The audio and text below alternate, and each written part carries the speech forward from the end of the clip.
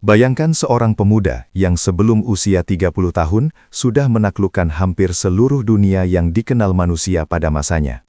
Dari dataran Yunani yang berbatu hingga tepi sungai India yang eksotis. Namanya menggetarkan hati kawan maupun lawan. Namun, siapa sebenarnya sosok di balik gelar agung ini? Apakah dia seorang pahlawan visioner yang menyatukan peradaban, ataukah seorang penakluk haus darah yang tidak pernah puas? Hari ini, kita akan menyelami labirin sejarah untuk mengungkap kisah luar biasa Alexander Agung. Bersiaplah, karena perjalanan ini akan membawa kita melintasi benua dan waktu. Selamat datang di kanal kami, tempat di mana sejarah menjadi hidup dan penuh makna. Dalam episode spesial berdurasi panjang ini, kita akan membedah setiap langkah besar Alexander, mulai dari masa kecilnya di Macedonia hingga warisan abadinya yang mengubah wajah dunia. Kita akan melihat bagaimana strategi militer jeniusnya bekerja dan apa yang membuatnya tak terkalahkan di medan laga.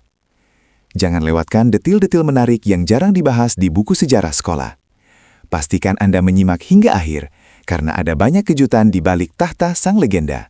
Kisah kita dimulai di Pella, ibu kota kerajaan Macedonia yang tangguh, pada tahun 356 sebelum Masehi.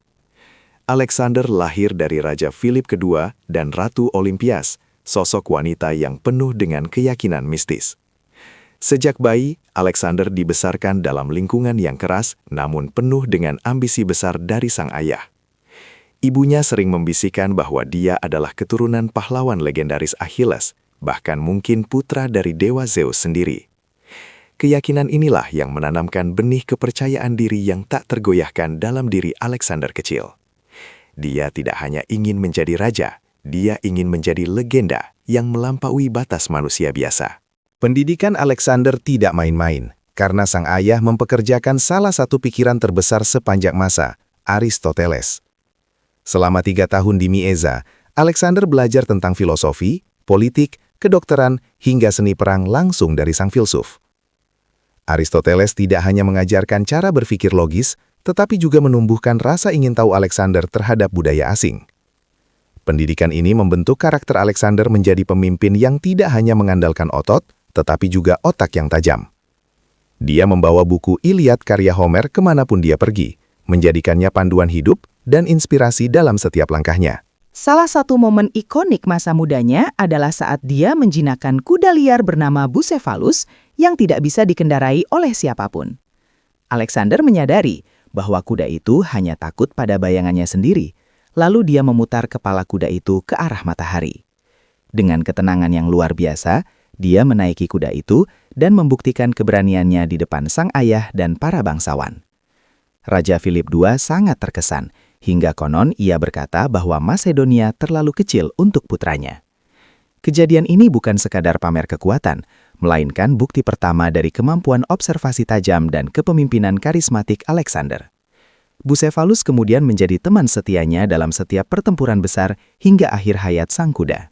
Namun, transisi kekuasaan tidaklah mulus, karena pada tahun 336 SM, Raja Philip II tewas dibunuh secara tragis dalam sebuah pesta pernikahan. Di usia yang baru 20 tahun, Alexander mendapati dirinya berada di tengah badai intrik politik dan ancaman pemberontakan. Banyak pihak meragukan kemampuan pemuda ini untuk mempertahankan stabilitas Makedonia dan kendali atas wilayah Yunani lainnya. Tanpa ragu, Alexander bertindak cepat untuk melenyapkan semua saingan tahtanya dan mengamankan posisinya sebagai raja baru. Dia menunjukkan bahwa meskipun masih muda, dia memiliki ketegasan seorang penguasa yang siap untuk mengguncang dunia. Langkah pertamanya adalah memastikan kesetiaan tentara Makedonia yang sangat menghormati mendiang ayahnya. Setelah mengamankan tahta, Alexander bergerak cepat untuk meredam pemberontakan di negara kota Yunani seperti Thebes. Dengan kecepatan militer yang mengejutkan, dia menunjukkan bahwa perlawanan terhadap otoritasnya akan berakhir dengan kehancuran total.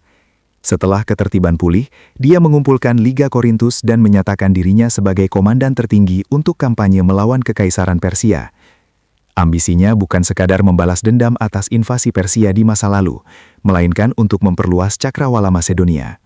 Seluruh Yunani kini berada di bawah komandonya, siap untuk memulai salah satu ekspedisi militer terbesar dalam sejarah umat manusia. Persiapan matang dilakukan, logistik disusun, dan semangat para prajurit dibakar oleh pidato-pidatonya yang menggelegar. Tahun 334 SM menjadi titik balik sejarah ketika Alexander menyeberangi Hellespont menuju Asia dengan pasukan sekitar 40.000 orang. Setibanya di tanah Asia, dia melemparkan tombaknya ke tanah sebagai simbol bahwa wilayah ini adalah milik yang dimenangkan oleh tombaknya. Tindakan simbolis ini sangat kuat, menunjukkan tekadnya untuk tidak kembali sebelum misinya selesai. Dia juga mengunjungi situs reruntuhan Troy untuk memberikan penghormatan kepada Achilles, menegaskan identitasnya sebagai pahlawan baru zaman itu. Di depan mereka membentang kekaisaran Persia yang luas di bawah kepemimpinan Raja Darius III, musuh bebuyutan yang memiliki sumber daya tak terbatas.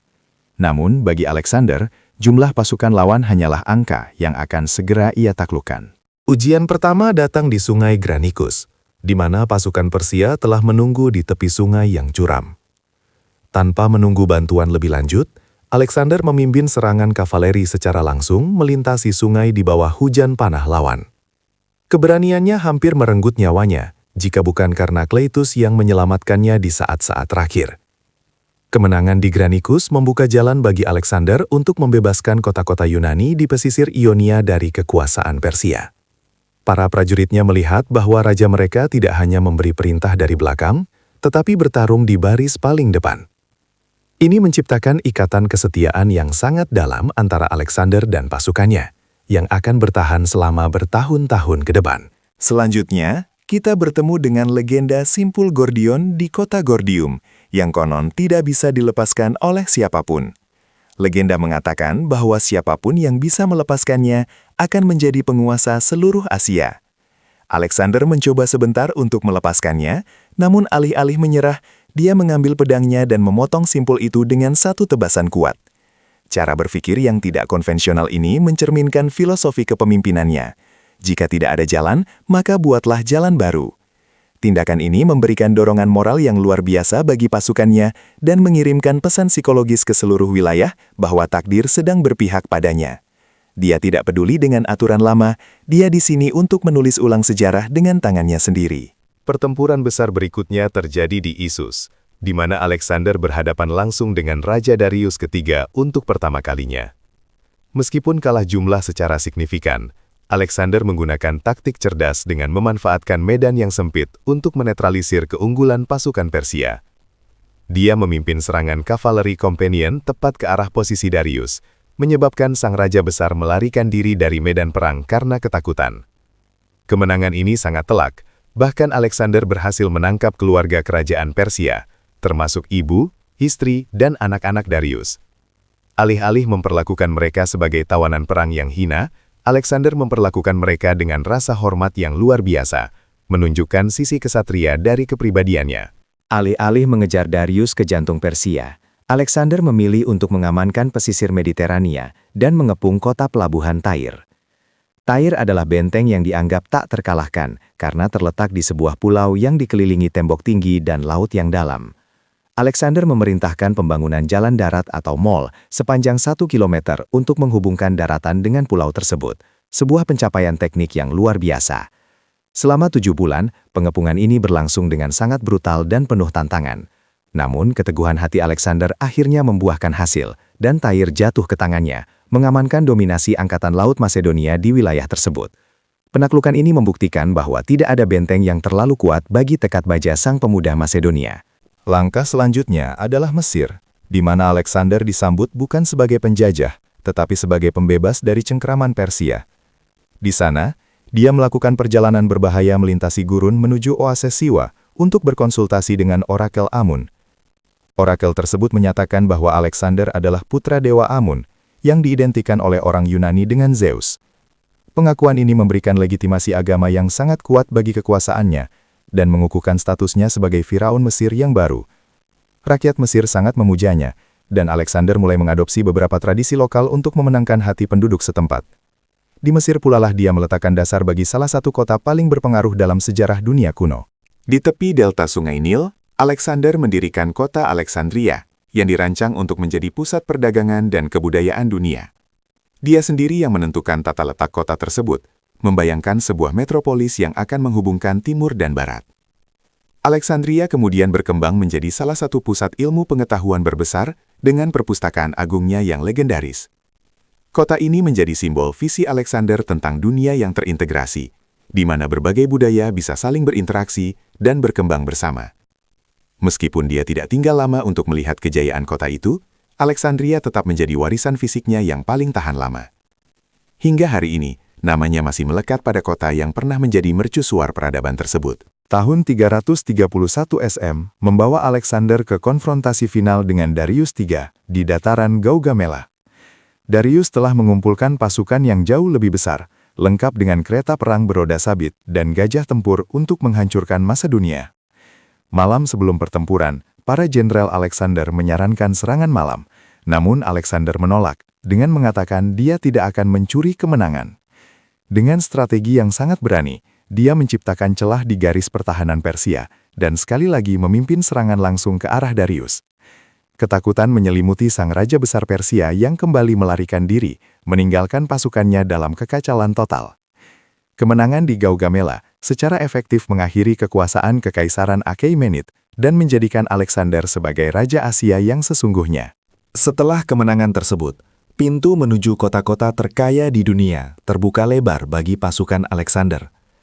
Dia memasuki Babilonia dengan kemegahan luar biasa, di mana ia disambut sebagai penguasa baru yang agung. Harta karun Susa yang melimpah jatuh ke tangannya, memberikan kekayaan yang tak terbayangkan untuk membiayai kampanye militernya lebih lanjut. Di setiap kota yang ia datangi, Alexander berusaha menjaga infrastruktur dan menghormati adat istiadat setempat untuk menghindari pemberontakan.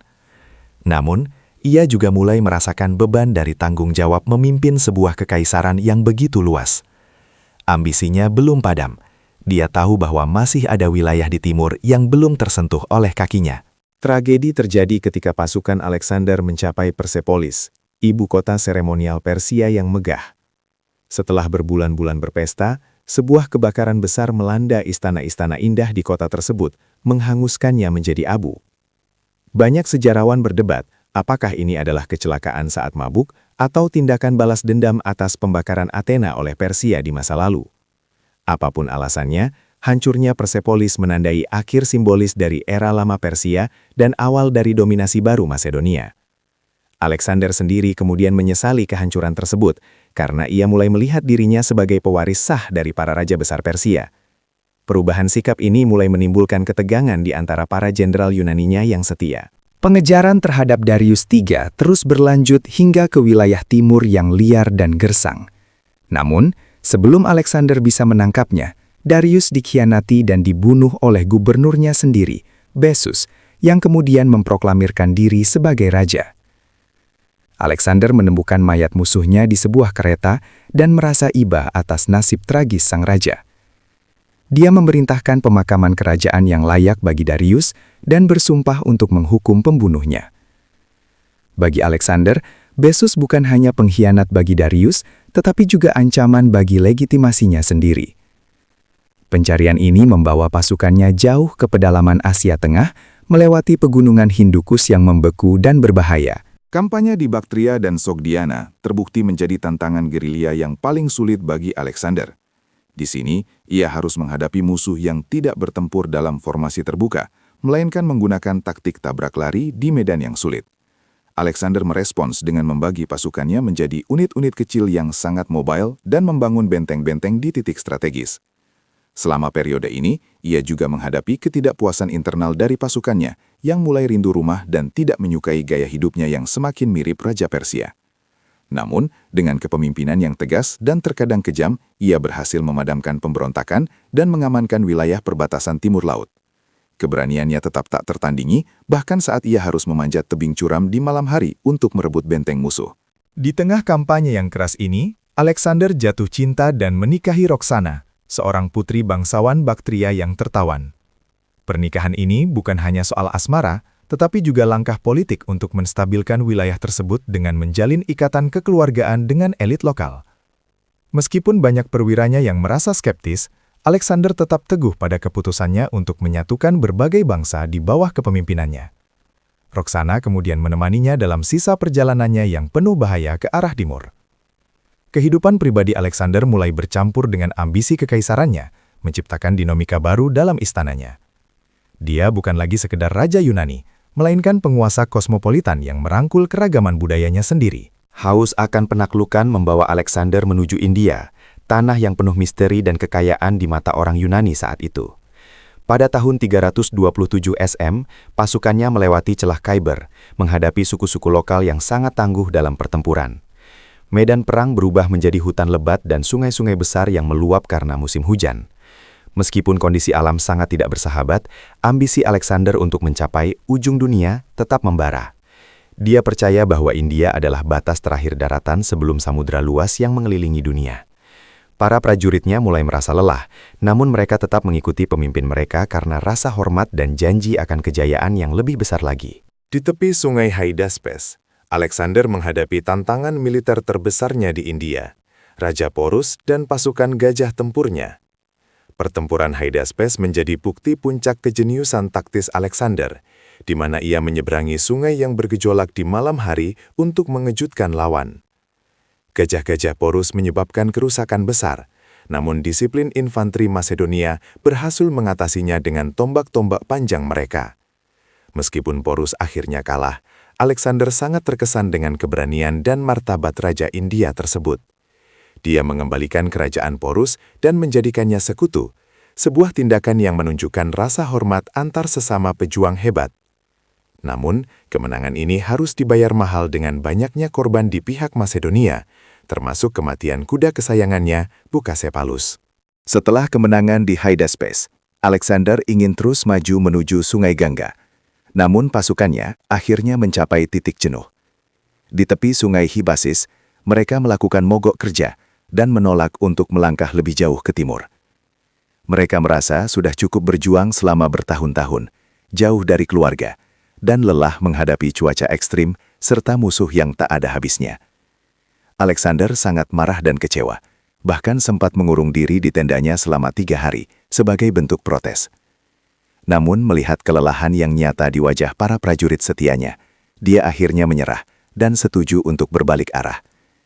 Ini adalah satu-satunya pertempuran yang gagal dimenangkan oleh Alexander, pertempuran melawan keinginan pasukannya sendiri. Perjalanan pulang tidaklah lebih mudah, terutama saat mereka harus melintasi gurun Gedrosia yang sangat gersang dan mematikan. Ribuan prajurit dan pengikut Kam tewas karena kehausan, kelaparan, dan panas yang menyengat dalam perjalanan epik tersebut. Alexander sendiri berjalan kaki bersama pasukannya dan menolak minum air yang ditawarkan kepadanya karena jumlahnya tidak cukup untuk semua orang. Tindakan solidaritas ini membuktikan mengapa ia begitu dicintai, meskipun ambisinya seringkali melampaui batas kemampuan manusia. Setelah berbulan-bulan menderita, sisa-sisa pasukannya akhirnya mencapai wilayah Persia yang lebih stabil. Pengalaman pahit di gurun ini meninggalkan luka mendalam bagi Alexander dan pasukannya, baik secara fisik maupun mental. Kembali ke Susa pada tahun 324 SM, Alexander mengadakan pernikahan Susa, sebuah acara massal di mana ia dan ratusan perwiranya menikahi wanita bangsawan Persia. Tujuannya adalah untuk secara fisik menyatukan dua peradaban besar tersebut menjadi satu bangsa baru yang harmonis. Dia juga mulai melatih ribuan pemuda Persia dengan gaya militer Macedonia untuk diintegrasikan ke dalam pasukannya. Namun, langkah-langkah pro-Persia ini semakin memicu kecemburuan dan kebencian di kalangan veteran Macedonianya. Mereka merasa identitas dan jasa mereka mulai dilupakan oleh sang raja yang kini berpakaian seperti penguasa timur. Ketegangan internal ini menjadi ancaman yang lebih besar bagi stabilitas kekaisarannya daripada musuh di medan perang. Kesedihan mendalam melanda Alexander ketika sahabat terbaiknya dan kemungkinan kekasihnya, Hephaestion, meninggal dunia karena sakit di Ekbatana. Alexander bereaksi dengan duka yang ekstrim, mencukur rambutnya, membatalkan semua perayaan, dan bahkan mengeksekusi dokter yang merawat Hephaestion. Dia memerintahkan pembangunan monumen pemakaman yang luar biasa mahal dan megah untuk menghormati sosok yang ia anggap sebagai belahan jiwanya. Kehilangan ini tampak mengubah kepribadian Alexander menjadi lebih suram dan tidak stabil dalam sisa hidupnya. Dia kehilangan orang yang paling ia percayai di dunia, meninggalkan lubang besar dalam struktur kepemimpinannya. Sejak saat itu, Cahaya kejayaannya mulai meredup tertutup oleh bayang-bayang kesedihan. Pada tahun 323 SM, Alexander kembali ke Babilonia untuk merencanakan invasi baru ke Jazirah Arab. Meskipun ada berbagai ramalan buruk dari para peramal tentang kepulangannya ke kota itu, dia tetap melanjutkan persiapannya. Babilonia saat itu telah menjadi pusat saraf kekaisarannya yang membentang dari Yunani hingga India. Di tengah kesibukan perencanaan perang dan perjamuan malam yang panjang, kesehatan Alexander tiba-tiba menurun drastis. Dia mulai menderita demam tinggi yang tidak kunjung sembuh setelah menghadiri sebuah pesta minum yang larut malam. Berita tentang sakitnya sang raja menyebar dengan cepat ke seluruh kota, menimbulkan kecemasan yang mendalam di hati rakyat dan prajuritnya. Setelah 10 hari menderita demam hebat, Alexander Agung menghembuskan nafas terakhirnya di usia yang baru 32 tahun. Kematiannya memicu teori konspirasi yang tak terhitung jumlahnya, mulai dari racun dari musuh politiknya hingga infeksi malaria atau tifus. Tanpa ahli waris yang sudah dewasa, konon saat ditanya kepada siapa kekaisaran ini akan diwariskan, ia menjawab, kepada yang terkuat. Kata-kata ini memicu perang saudara selama puluhan tahun di antara para jenderalnya yang ingin memperebutkan kekuasaan. Jasadnya kemudian dibawa dalam kereta emas yang megah, namun diculik oleh Ptolemy untuk dimakamkan di Alexandria, Mesir. Hingga kini, lokasi pasti makam Alexander tetap menjadi salah satu misteri arkeologi terbesar yang belum terpecahkan. Warisan Alexander bukan hanya tentang penaklukan tanah, tetapi tentang penyebaran budaya Yunani yang dikenal sebagai Helenisme.